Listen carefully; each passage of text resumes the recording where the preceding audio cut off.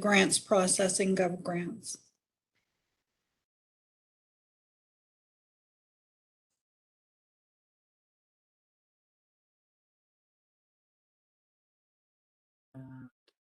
Expense list.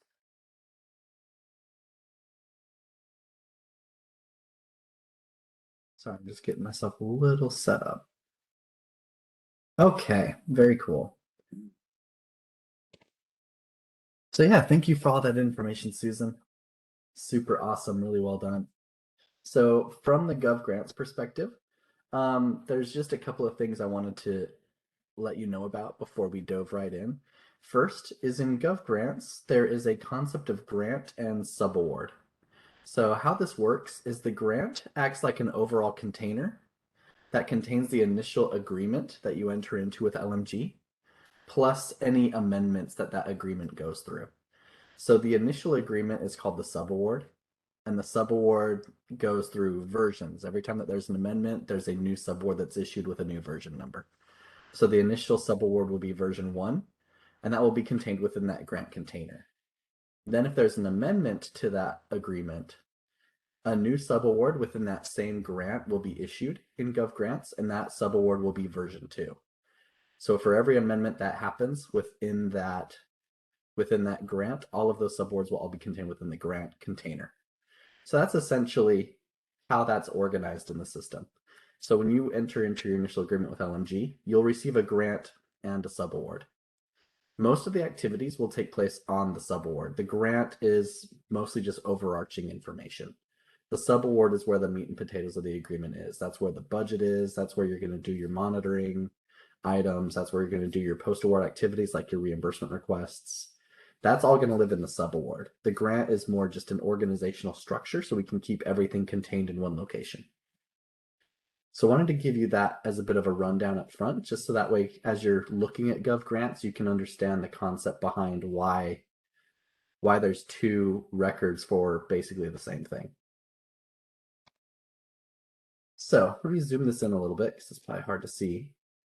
So in GovGrants, there are two ways to actually issue a grant and a subaward. There's the more standard way through the application or procurement process. And GovGrants also supports what's called direct grants, where LMG can start issuing a grant immediately if they already know who the grant's going to go to. The processes are pretty similar. And when I'm walking you through the system today, I'm not going to show you both processes because from the grantee perspective, from your guys' perspective, nothing is really different. It's mostly different from the LMG side of things, how they initiate it and how they finalize it. So let me just walk through this really quick. So essentially how this works is from the grantor side or from the LMG side, in order to start a new grant and subaward for you guys, they need to make sure that they have an active program in the system, and they need to make sure that they've gone through and they've reviewed all the applications and they've made their final funding decisions as part of their funding decision memo. From there, what they'll do is they'll create the grant record and they'll complete most of the information in that record. From there, what they're going to do is they're going to send the record to you, the subaward record to you, in order to get your specific information. In particular, the main thing that they're going to be looking for is budgets and supporting documentation. Most of the information, like I said, will be filled out by LMG. From there, you'll go on and you'll complete the record, and then you'll mark it as accepted. So you'll accept what LMG has put, you'll add your information to it, and you'll accept it. From there, LMG will make any final adjustments to that subaward record. And also during this time, LMG may or may not do that subaward risk assessment that I was talking about earlier. Once they've made the final adjustments, it will go through an LMG approval process. Once that's approved, they'll send the final subaward record to you one more time with everything complete in it, everything in like its final form, and then you'll do a final acceptance of that subaward before that subaward becomes active. Any questions on that workflow? Does that make sense to everybody? This is all automatic, correct?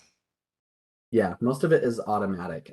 Everything that you'll be doing is just completing the record, and then you'll click a button to go and push it to the next step.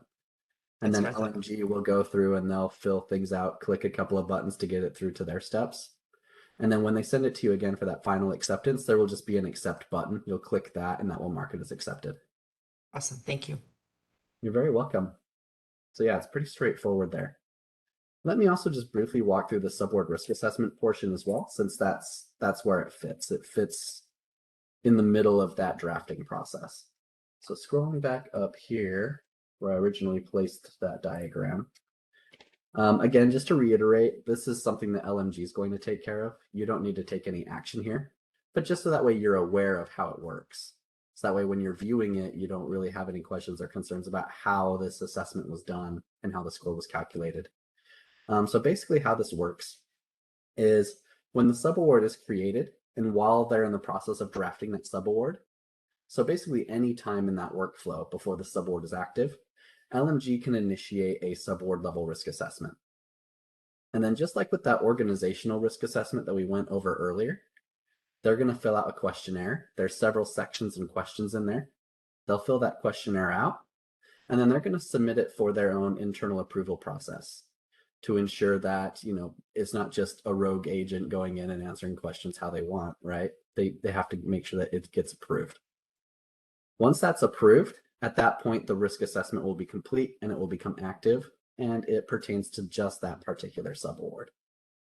So pretty straightforward process, just like with that organizational risk assessment, but it's done by LMG. You don't need to worry about doing any activity there. For the direct grants, the process again is pretty similar. And from the grantee perspective, there's really anything different there. The only real difference is for LMG. First, they have to have the active program. Now, because it's going to be a direct grant, there's no application review process. So they're going to go ahead and create it. They have more information to fill out. So that's why there's a couple of extra boxes here. There's a pop-up window where they have to fill out some initial information. There's more information in the grant on the subboard to fill out because it's not going to be able to pull in information from an application. And then from there, the rest of the process is the same. They'll send it to you in order to get your completion and your initial acceptance. They'll make final adjustments, potentially do a risk assessment. Once it's approved, they'll send it to you for final acceptance and then activate it. So very similar process. The way it starts is just a little bit different, and LMG will have more information to fill out manually. All right, so let's take a look at the system here. So again, I'm logged in as an external organization. In this case, now I'm logged in as David Dabb. While Susan was presenting, I logged out of the other one, logged in as this one because this one has more information in it. And we're going to take a look at a grant that I prepared beforehand that is in this initial phase where they send it to you for that completion. And we'll walk through that. So I went to the grants module, and then here in the grants module, you can see by default, it shows you any active grants you have. So on this test environment, I've got 17 active grants. I want to actually go to a draft grant, one that's still in process. And that would be this one here. This is the one I prepared for today's training. So I'm going to go into this grant, and we're going to walk you through what that looks like a little bit.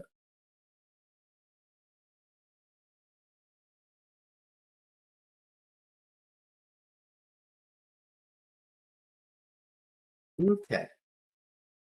So here we have the grant record. And you can see here that there's a subawards tab. This subawards tab is where it acts as that container. So as you can see here, we have our grant, and then here we have one subaward that's in sent to subrecipient status. So it's still being drafted, and it's actually waiting for your information. We'll go through and we'll look at that in just a little bit. But after this becomes active, any amendments that get created on it, those new subawards will also be listed here in this table. So at the start, there's just one subaward to this one grant. Then every time an amendment is done, an additional subaward will be added to this table. Just like with the organizational risk assessment, we have an overview tab.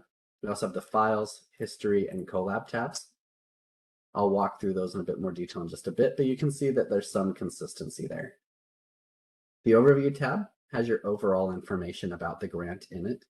So you can see there's a grant title. You can see who the funding organization is. You can see a grant description. I just put in a very generic description. LMG will be a lot more thorough in this. If there's any related federal or NGO programs, you'll be able to see those here. This is that period of performance that Susan was talking about, so they'll enter that here. If there's any focus areas required, those will be entered here. A focus area is basically just an activity area.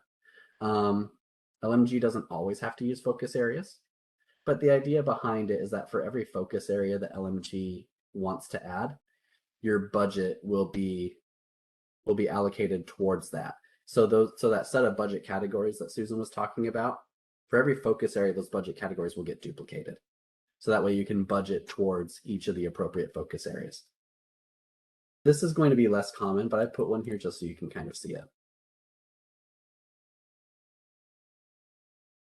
Next, this budget tab here, this is just a roll-up of overall information. So as the subaward is drafted and finalized, and as the subaward goes through its life cycle, the financial information from that subaward and then any amendments will all get rolled up here onto the grant.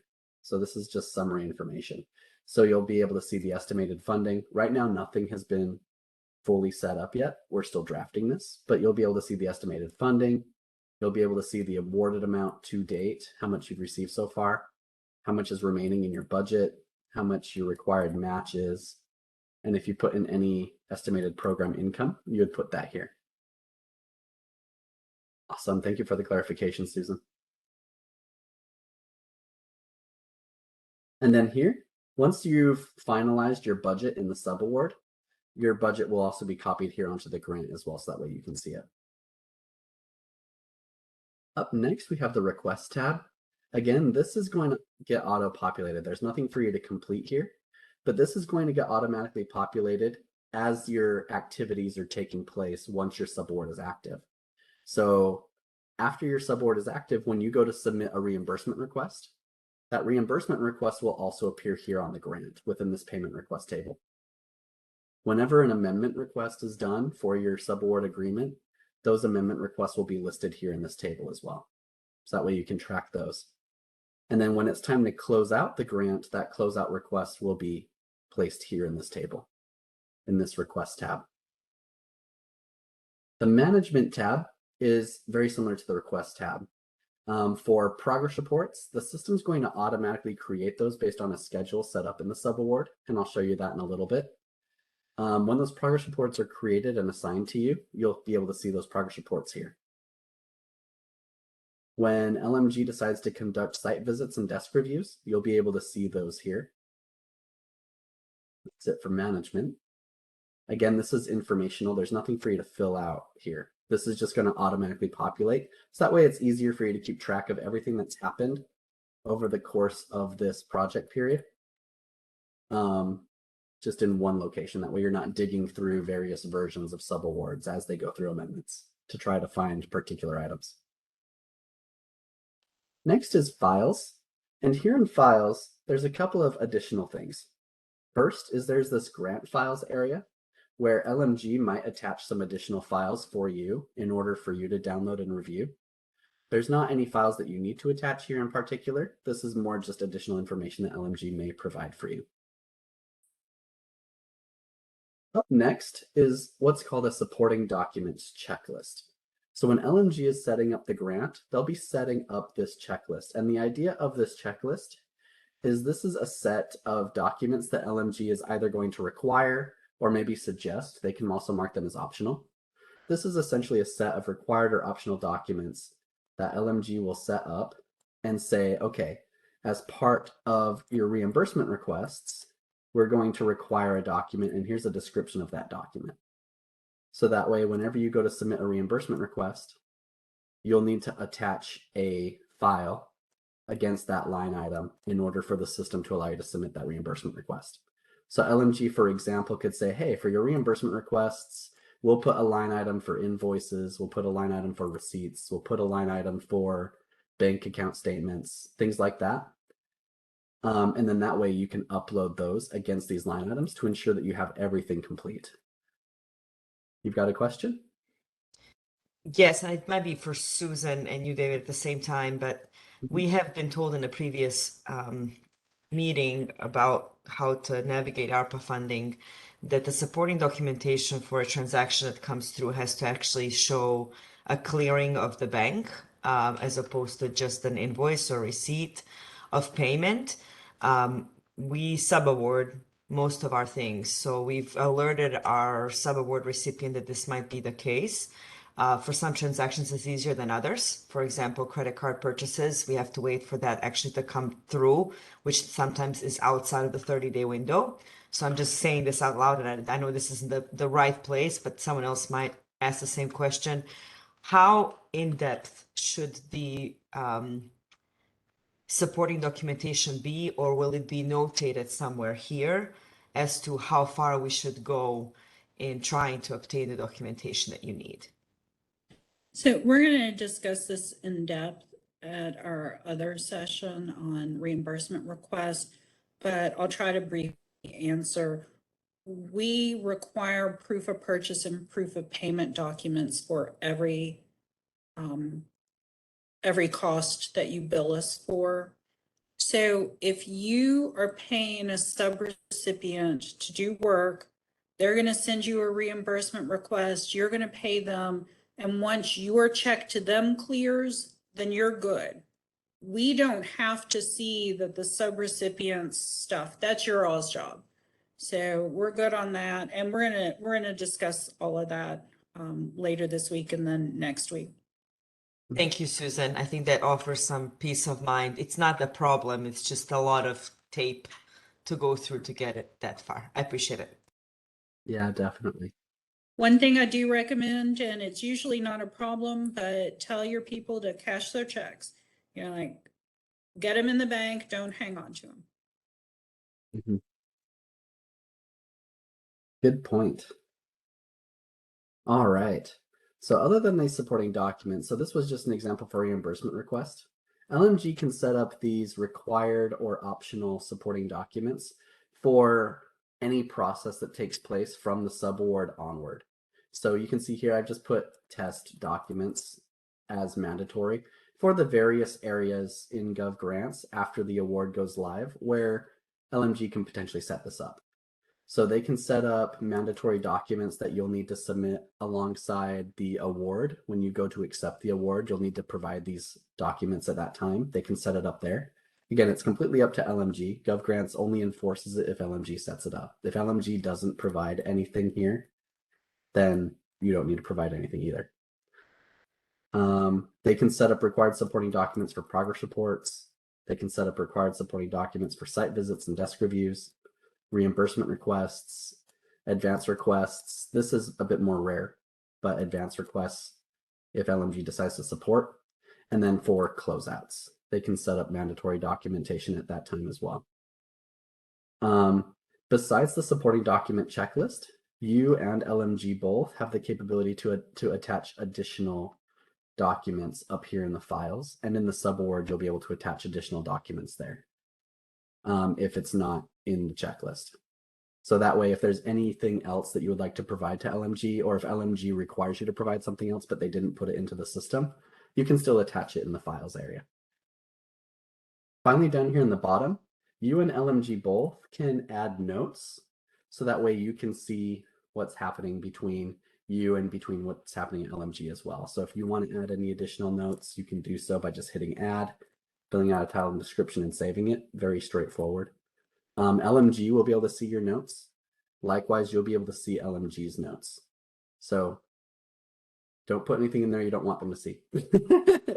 And if I can jump in just a second. Mm-hmm. In general, the GovGrants files are subject to open records. So if someone submitted an open record request, we would have to turn over the documentation. There are a few limitations on that. For instance, if you provided documents about your participants that included identifying information, you know, we wouldn't turn that over. Or if there was anything with attorney-client privilege, we wouldn't turn that over. But in general, we're required to turn the GovGrants content over if asked. Mhm. Yeah, and that's why you're able to see so much of the information here, even if not all of it's pertinent to you, just so that way you have it in case you need it. For history, for the grant record anyway, there's just snapshot history. There's a lot more history in the subaward record. Again, the grant is more just a container to roll up information into and to contain all of the subaward. So there's not too much history to be done here. The grant rarely changes. And then for collab, you have the same features that I discussed last time for the organization risk assessment. You've got my feed and you've got messages. So now let's go into the subaward, and the subaward is where you're going to be doing the work. And this is where you're going to be doing your budget. This is where you're going to be providing narratives. This is where you're going to actually attach any required documentation or even optional documentation. All of that's going to take place here in the subaward.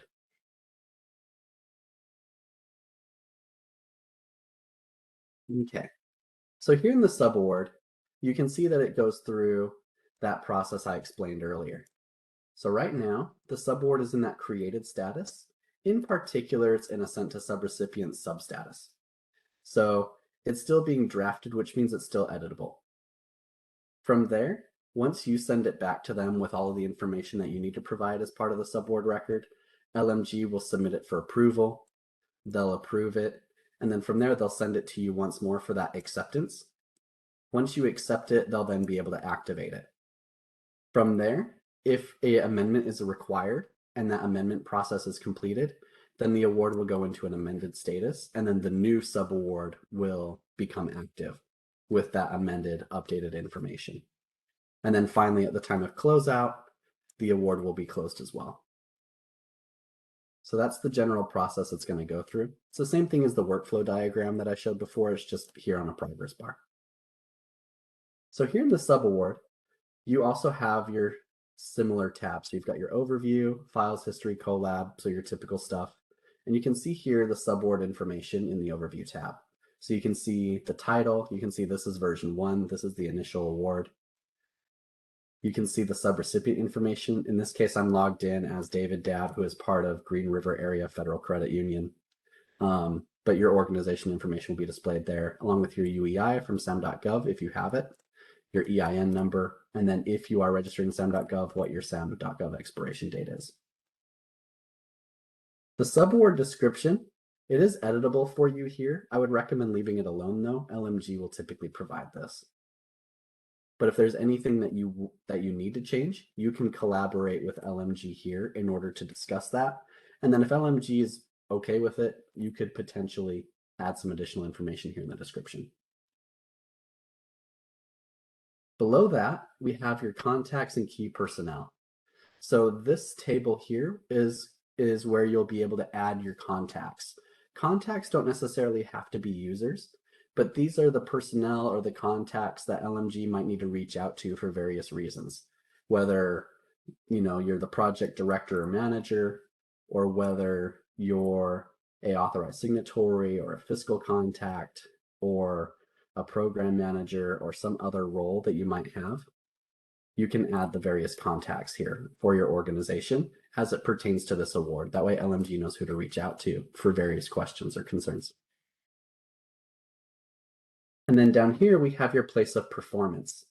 The place of performance will be populated with your organization's address, but if your place of performance is different than your organization address, you can edit that here.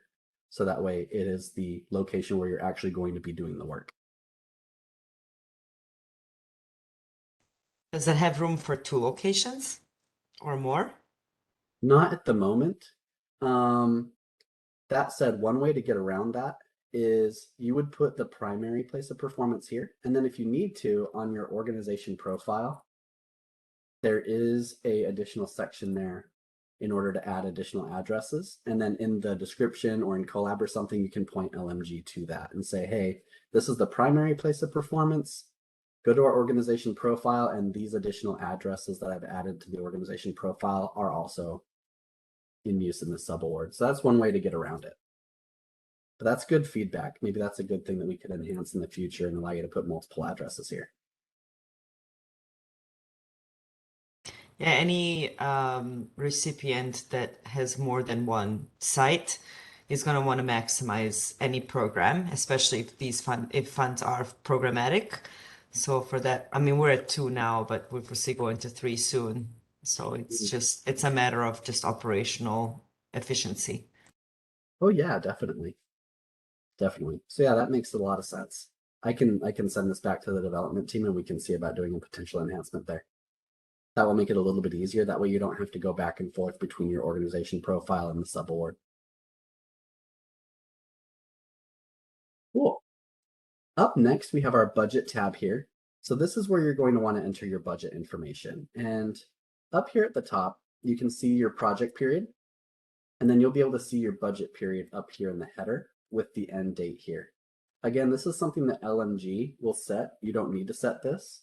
But as you're negotiating with LMG while it's on your plate, if LMG works with you on this, you could potentially update this. But typically I would recommend to leave this alone. LMG will set this. Here's those focus areas again. And then here's where you're going to enter your award budget. This is probably where you're going to spend most of your time when you're working with the subaward. So you can see here, the way it's broken down is you have your service area, which is that focus area. So in this case, I've just got one focus area. But for every focus area, there will be a header in the table. And then for every focus area, these are the budget categories that you will budget against. Now the budget categories differ based on whether it is a construction award or a non-construction award. The budget categories differ a little bit. But a lot of the budget categories are the same. So these are just some of the budget categories, but depending on the award you get, the budget categories might differ. Regardless of what the budget categories are, the way you're going to enter your budget is going to be the same. So let's say, for example, you need to enter some equipment costs here that you're going to budget against. The way you'll do that is you'll click this icon here, this add line items icon, and that's going to open up a pop-up window here. And this is where you're going to enter that detail that Susan was talking about. So for every budget category, you'll enter one or more detailed line items, and then that detail will then roll back up into this table here.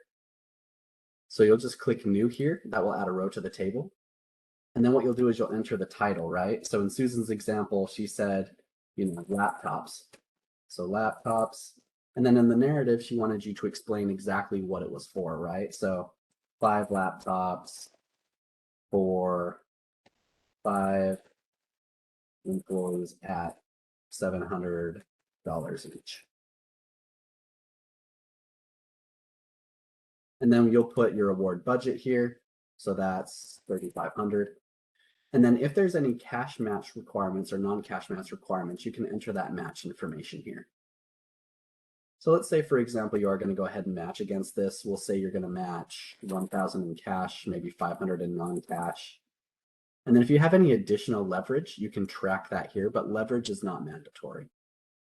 If LMG does require match though, then the match will be validated as a whole in your overall budget. So if your overall budget is, let's say, $100,000 and LMG requires a match of 10%, then the system will ensure that there's at least a $10,000 match for that $100,000 overall budget. How you allocate that match is up to you. The system doesn't enforce it at the detail level. It just enforces it at the overall level.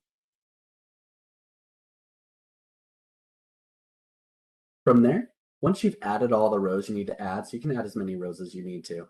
Once you've added all the rows that you want to add, you can go ahead and save.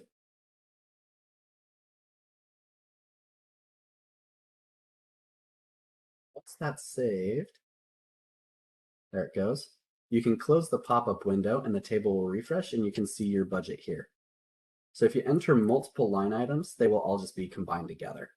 So if I had 2 $3,500 line items, that would total up to 7,000. So it'll roll everything up here. And that's essentially how you're going to do your budget. You can also see up here in the budget tab, you can see the required match percentage here. So in this case, I set the required match to 10%. I don't recall what LMG's default match requirement is. Susan, do you know what that is by default? Or if you guys even have one? For ARP, there's no match, and otherwise it depends on the federal grant program. Okay, no worries. So yeah, if there is no match, then you won't need to enter any match. In this case, though, I set one up, so I would need to actually provide match. So that's how you'll enter the budget. Other things that you'll be able to look at, but you don't necessarily have to enter information about, is here in the Management tab, you'll be able to see the subaward risk assessment once that's been done and activated from the LMG side. Later on, once the subaward is activated, you'll see the site visits, desk reviews, and amendments here in the Management tab as well. For now, since we're still drafting it, there's obviously no site visits, desk reviews, or amendments yet, which we still haven't completed the agreement. So that's why those are blank. Here in terms, this is where you're going to be able to see the schedules that LMG is setting up. So for this particular subaward, what I did is I set up a payment request schedule for a monthly frequency, which means the system is going to automatically generate a reimbursement request record and assign it to your primary user every month on these task creation dates. So the first task will be created in this example here. The first task will be created September 30th, and the task due date will be 10/15. And that will be for the month of September. And then because it's a monthly frequency, it will do the same thing for October. So for October, it will create it at the end of October, make it due middle of November, and so on and so forth for the 12-month period that we're in here. I set up a 12-month period starting in September through August, which I know is not typical, but that's just what I set up because we're already past July. So I just worked with what I had. Today's day is, near the end of August, so I set the budget period to start in September.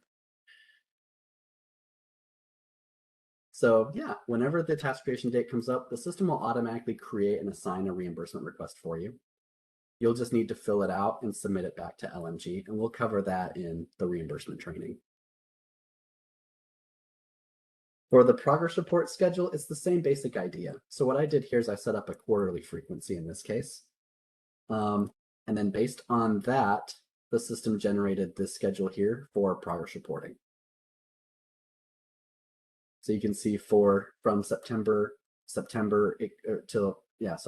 of September to the end of September, it created one because September is kind of like an awkward month to start the schedule on.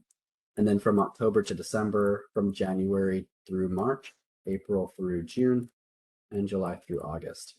So it generated 5 in the schedule here. Then finally, after the schedules, so that way you know when things are going to come, you can also review the terms and conditions that LMG has added to the subaward. You can see I added just a bunch of David terms and conditions here. Obviously, there will be a lot more descriptive, but LMG will add all of their terms and conditions here to this table. You can view more details as well. The table just has the title and then the effective dates, as long as the term is effective. There's an additional description field that you can view when you click on that view icon. So LMG can put a lot more description in here.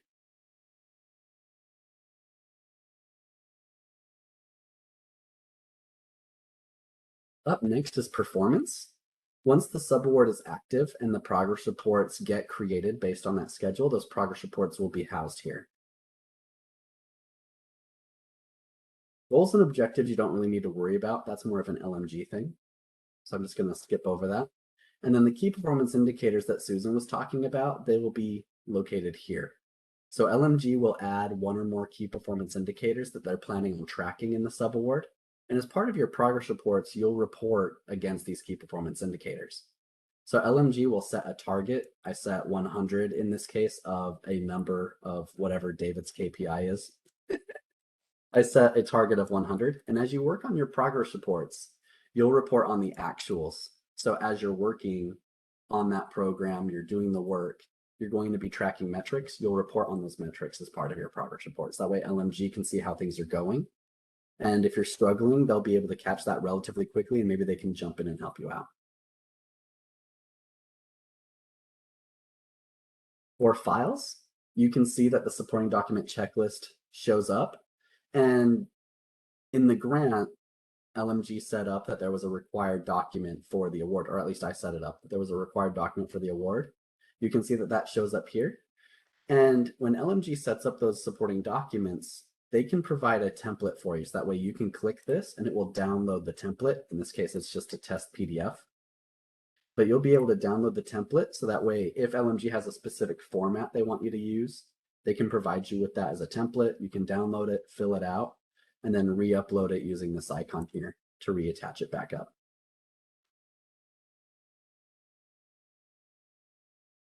And as long as you've attached something against every mandatory item, the system is cool with that. A lot of you got some more questions? Sorry, so question, Susan, do you know if there is actually going to be a form that's going to be mandated here, or if we can feed in our own? So for the reimbursement request, we're not going to require a specific form. We're requiring specific documentation, and we'll review all of the documentation. What is proof of purchase? What is proof of payment? And how we want those documents uploaded. We'll do that in our reimbursement request training. But we're not to put a supporting document checklist in there that you would have to fill out. Oh, I thought this was coinciding with the KPIs. I'm sorry. I thought Oh, with that... the KPIs? The KPIs for the American Rescue Plan, we're going to continue tracking the way we have, which is not in Gov grants. But for your other Metro grants, it's going to depend on what the awarding agency wants from you all. The grants, the Gov grants is going to be rolled out next to the external agency fund grants from RCS and Ocean and Develop Louisville, and they might want you to report KPIs through a certain process in Gov grants. For ARP, we already have a system that's been in existence for a year, so we're not going to change it. Gotcha. Perfect. Thank you. Good questions. Awesome. Cool. So other than the supporting documents, if there's any additional files that you would like to attach to the subaward, you can do so here in the subaward files section. And then once again, there's a notes section as well. For history, we just have the snapshot history. You'll notice that there is already a PDF here. The system automatically takes a snapshot of the subaward record whenever the subaward is sent to you guys. And then whenever you submit it back, it will take another snapshot. When it gets submitted for approval, it'll take another one. And then once it's activated, a final snapshot will be taken at that time. The main purpose of the snapshots is just to be able to track the various changes throughout the record over the course of time. And if there's any back and forth, you can track the history that way pretty easily. So the first time they send it to you, you fill out the budget, you send it back. Maybe LMG has a concern with that, so they send it back to you for some additional information. You make some changes, you submit it again. Multiple snapshots will be taken in that interaction, so they'll be able to compare from version to version as the subboard goes through changes. And then the same collab features are here as well. So let me make sure I've got everything filled out. As you can see, there's not too much for you to fill out. Most of the information is provided either by the system automatically or LMG puts it in for you. As Susan also said, LMG can even fill out the budget for you. So if there's already an existing grant that you guys have and we're rolling the system out, LMG is planning on filling out the initial budget for you as well. So that way you don't have to fill it out. New grants that are going to be created in Gov grants for the first time, those you'll have to fill the budget out. But the system is built in a way that allows LMG to fill it out too, in case they already have that information and they don't want to pass that work on to you. And the way that they would fill it out is the exact same way. They would enter the details using this icon here, fill the table out, and once everything is properly budgeted, they'll proceed to just send it to you for acceptance, make sure everything looks good, and then they'll go through the approval process, make any final adjustments, and then you'll accept it and activate it.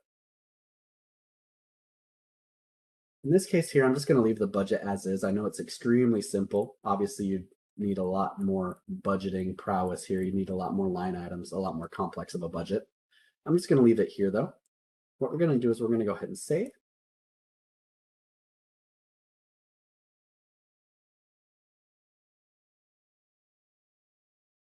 Once that's saved, the next action is just that button click.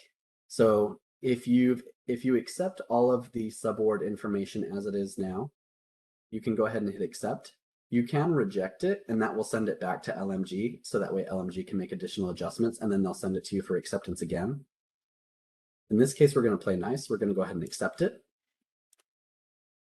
And once you've accepted it, you'll be prompted to just enter a comment. You can put whatever you like in here. I'm just going to type accepted. But you're prompted for a comment, so that way LMG can see those comments in the email that gets sent to them.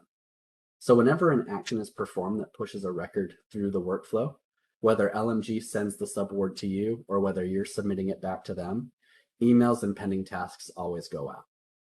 So when LMG sends the subaward to you for that initial acceptance, you'll get an email notification automatically sent by the system, letting you know that it's been sent for you and that you need to work on it and resubmit it back. You'll also get that pending task that was in the home area, that pending task. You'll get that too. So that way you can navigate right there and begin working, so you don't have to find it in the grants module. Once you do submit it back to LMG, that task gets closed. And then LMG gets an email and a pending task to proceed forward with the subaward from there. So now what we've done is we've gone ahead, we've done the budget. I know it's a very basic budget, but we've done the budget. We've accepted it. Now the ball is in LMG's court. You can see that you've lost your editing permissions at this point. There's really not anything else for you to do until LMG sends it back to you again for that final acceptance. So let me go and navigate to another grant that's already active so I can show you what that looks like here.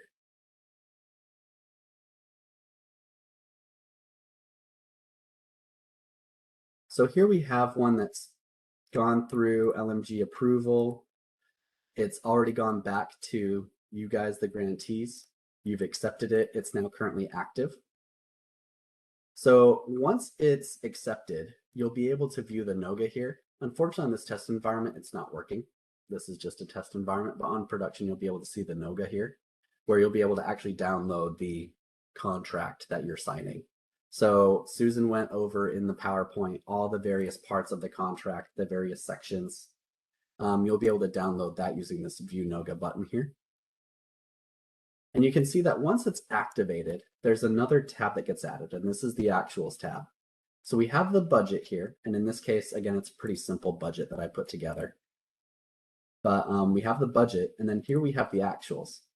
So as you spend the money, as you submit reimbursement requests, you spend the money that you're receiving, that information will get updated here in actuals. So you'll see the summary here. Here's the awarded budget. In this case, it's a $100,000 award.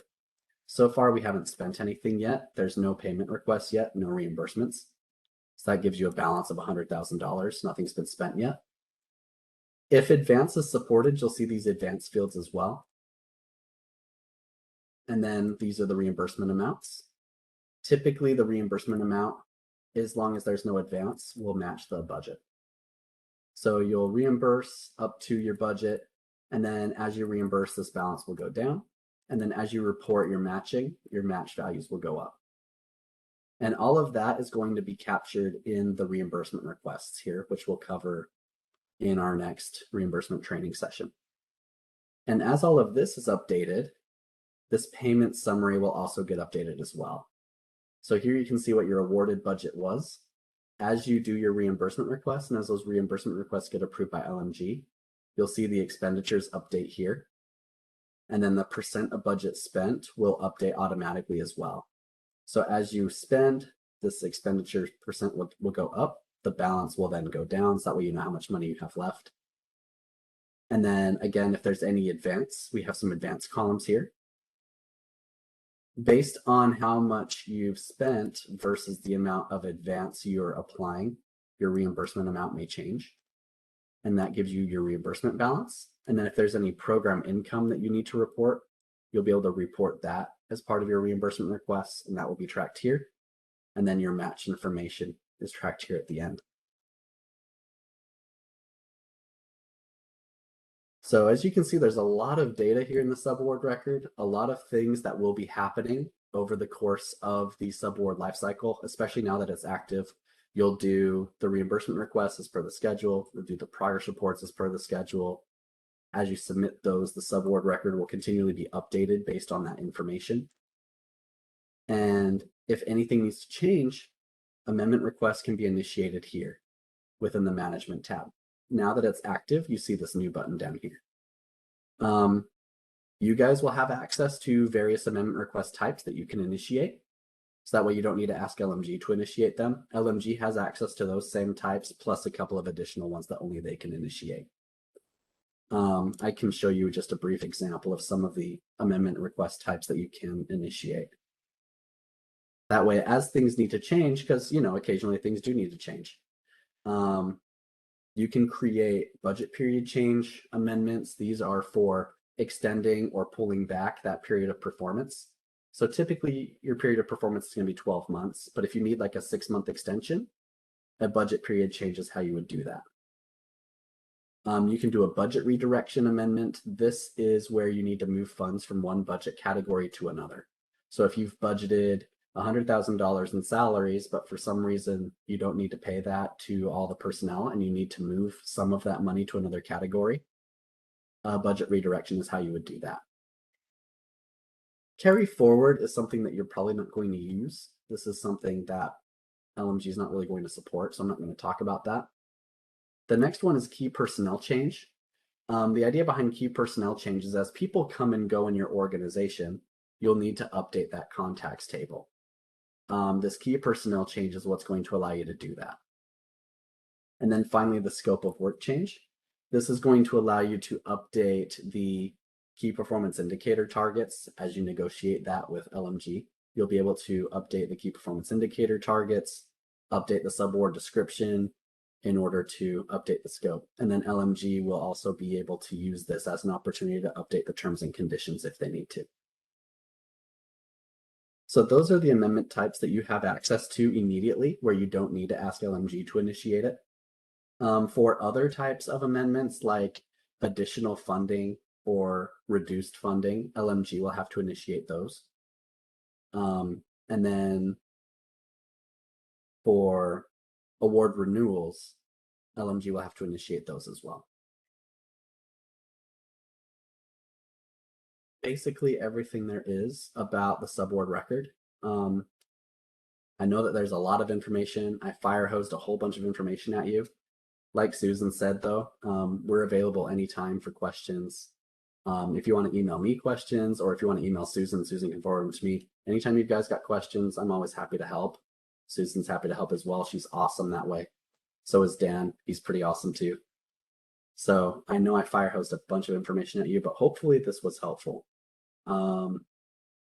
Before I turn it back over to Susan to close the training out, did you guys have any other questions or concerns about how subawards work in GovGrants?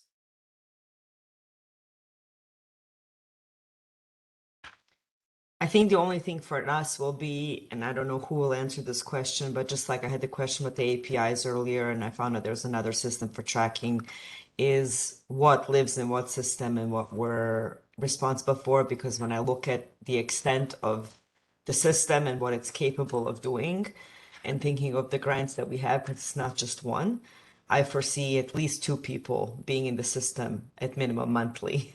And so with that said, that's already 2 fingers by 2 different people in the system. And I just want to make sure we do it accurately. And I'm sure there's going to be a learning curve. Mm-hmm. So one good thing about GovGrants is it's going to show you everything that you have to do. So in GovGrants, we're not going to have any progress reports due. We're not going to have any KPI information for ARP grants. Just ARP I'm speaking about. So those fields are going to be blank. It's never going to show you owe us anything because the LAT team and the awarding agency are already handling those things. But you're right, when this rolls out across Metro government, you might find if you have 10 grants from Metro government, you might need 20 people working on these, and that's fine. Whatever your organization needs, we'll make sure that you have the licenses for it. And like I said, we're going to have the training library, but if your organization needed additional training, we could provide that as well. And don't forget that we're going to have these office hours and book time with Daniel to assist, because not everybody's going to have the benefit of this training that we're doing the next 2 weeks. They're going to have to learn from videos, so they might need to be in touch with us. So I'm going to go ahead and stop the recording.